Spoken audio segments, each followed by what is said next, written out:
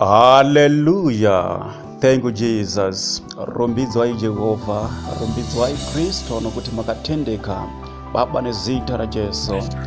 Once again, I'm Apostle Miracle Prince. Thank you once again for your time for listening to our broadcast, The Voice Daily Devotional broadcast. Hallelujah.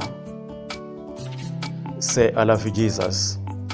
Nasi ndinoda kudzidzisa shoko raMwari nemusoro weshoko unoti shoko raMwari munondo unesimba.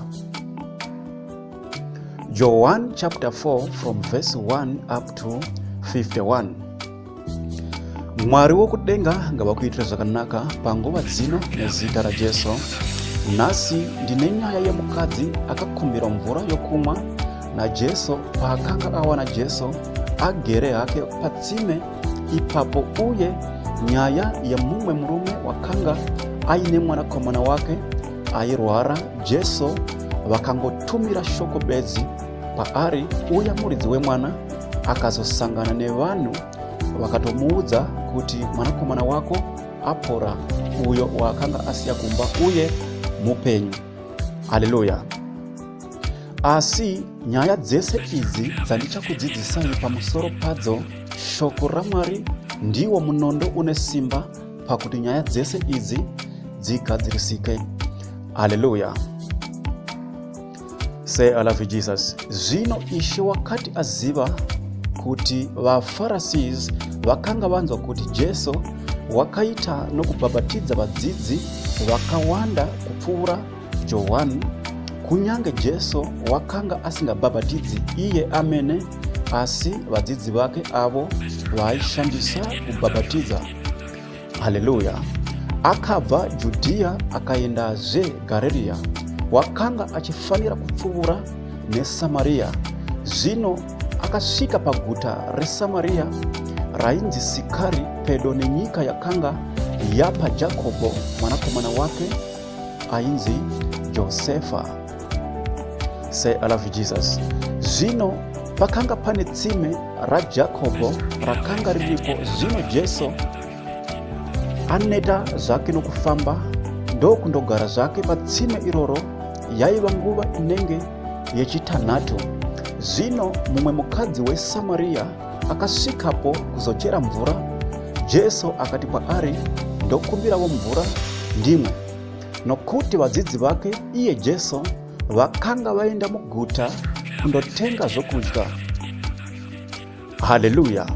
Ipapo mukadzi muSamaria akati kwaari, ko iwe muJudha, kureva Jesu, ungagokumbira mvura seiko kwandiri kuti umwe, ini mukadzi womuSamaria? Nokuti vaJudha inga unozviziva wani kuti havafambidzani navaSamaria.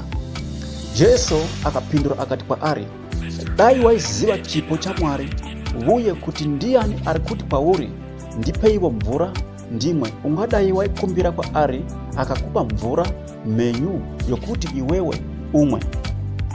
Haleluya. So mukadzi uyu nokusava nameso okuona akati kwaari, Ishe, hamuna chamungachera nacho, tsime rakadzika kuti mvura yacho yamuri kureva igovapo. Zvino mvura menyu yamuri kureva mungagoiwane piko? Haleluya. But now haana kuziva kuti Jesu ndiye shoko raMwari munondo pachawo unocheka une simba. Jesu ndiye mudzikinuri wevanhu vose kana vachitenda kwaari. Iye ndiye nzira yedu yekutisvitsa kuna Baba. Haleluya.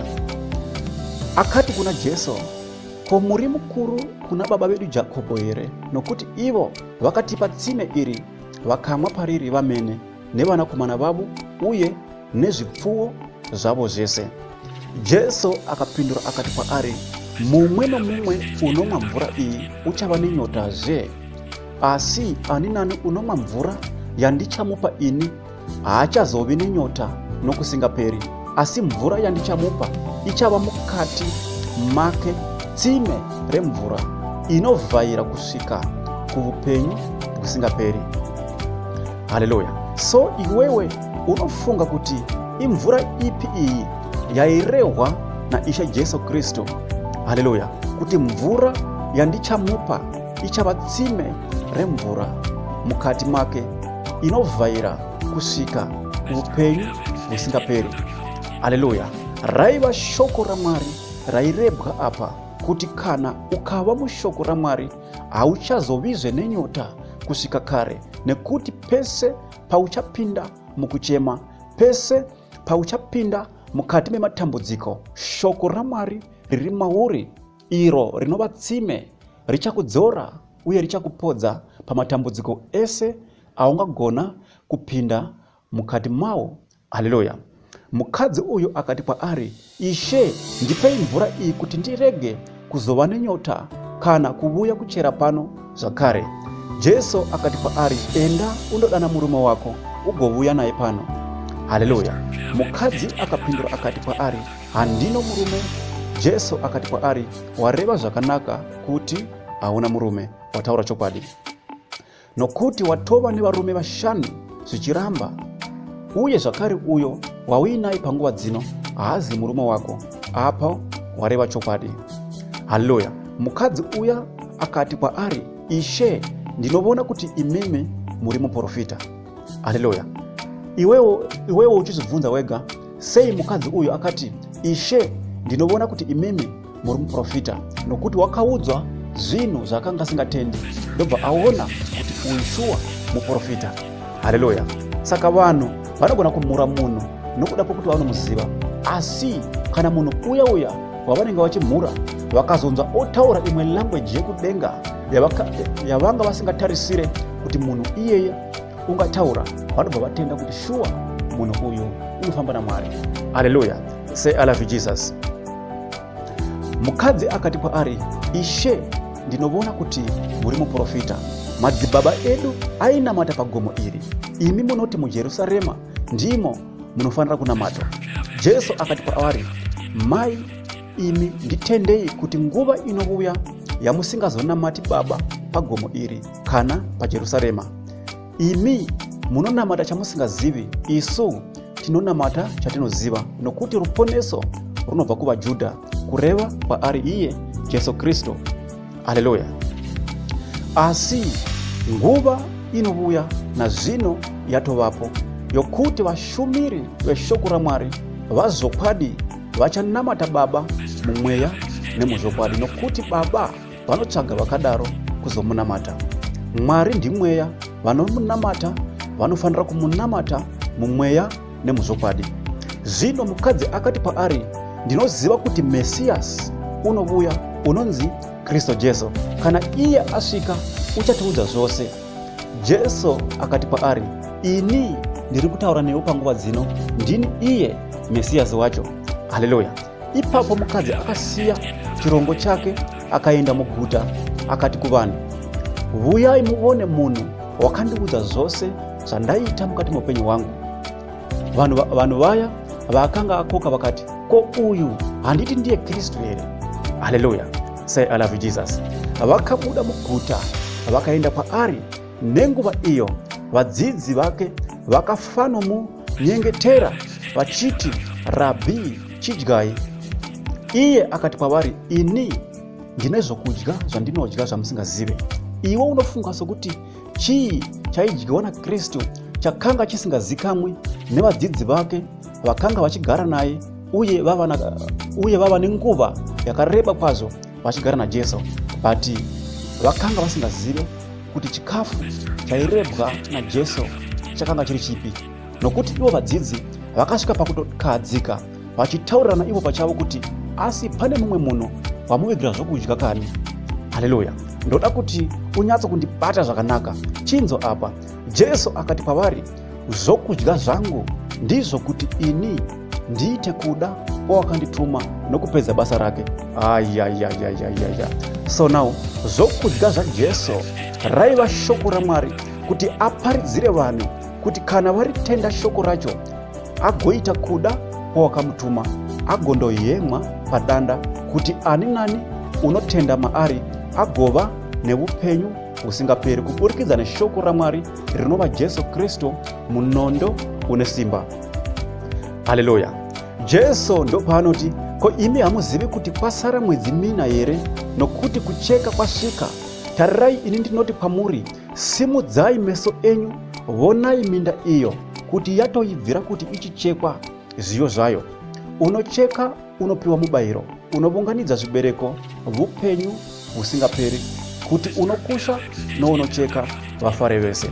So now Jesu pavakaona iwe wavuya kwavari pawakabva munyika, ivo Jesu vakawana mufaro. Haleluya. Zvakare iwe pawakagamuchira Jesu, mauri hamuchina kuchema, mauri hamuchina kusuwa, asi mufaro bedzi, nokuti unocheka unopiwa mubayiro, asi unovunganidza unoisa kuupenyu husingaperi. Ndiani? Ndiye Jesu Kristu, rinova shoko munondo unesimba, shoko raMwari munondo unesimba, nokuti shumo ndeyazvokwadi inoti mumwe unokusha mumwe achicheka. Ndakakutumai kundocheka zvamukasabatira vamwe vakabata. Zvino imi mapinda pabasa ravo rokuda kuita zvisinei nezvamakatumwa, kana mava kuonekwa moita mabasa asinei naMwari, asi imimi muchiti muri vaKristu. Ibvai mukuita zvinhu zvakaipa mugamuchire Kristu. Ibvai mukuita zvakaipa murambi muchiita basa rakanaka sekutumwa pamakaita naMwari. Zvino vaSamaria vazhinji veguta iro vakatenda paari neshoko romukadzi wakapupura achiti, wakandiudza zvose zvandakaita mukati muupenyu hwangu.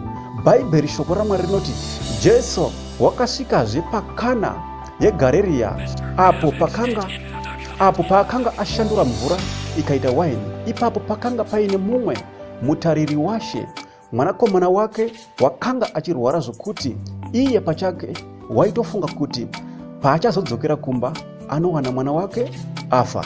Zvino iye akati achinzwa kuti Jesu wabva Judhiya zvino wasvika Garirea, wakaendako akati paari, Ishe, mwanakomana wangu arwara, ndandikumbira kuti mumuporese. Haleluya. Akandomunyengetedza kuti aende naye kumba kwake agondoporesa mwanakomana wake, nokuti wakanga otandadza chaizvo. Mutariri washe akati, Ishe, burukai yenyu mwana wangu asati afa. Chinzwa zvakaita Jesu, kana uchida kuona kuti zvechokwadi shoko raMwari ndiwo munondo unesimba. Akati paari, enda hako, mwanakomana wako mupenyu. Iye pachake akatenda zvaakaudzwa naJesu, akaenda kumba akawana mwanakomana wake ari mupenyu uye atopora. Saka tinoona kuti shoko raMwari ndiwo munondo unesimba pazvinhu zvese zvatingada kuita mukati muupenyu hwedu. Haleluya. Mumuviri yedu makaiswa tsime rinoisa kuupenyu, kana tikarangarira izvozvo kuti hatisu isu tinorarama, asi Kristu Jesu ari matiru, nesu maari. Haleluya. Ropafadzwa hama mudikani, Mwari wokudenga ngavakuropafadze. Haleluya. For you to be able to send an audios of these teachings every day. Also, if you have a prayer request, you can call or WhatsApp us on this number +2761 9164897. Once again, I'm Apostle Miracle Prince. To God be the glory.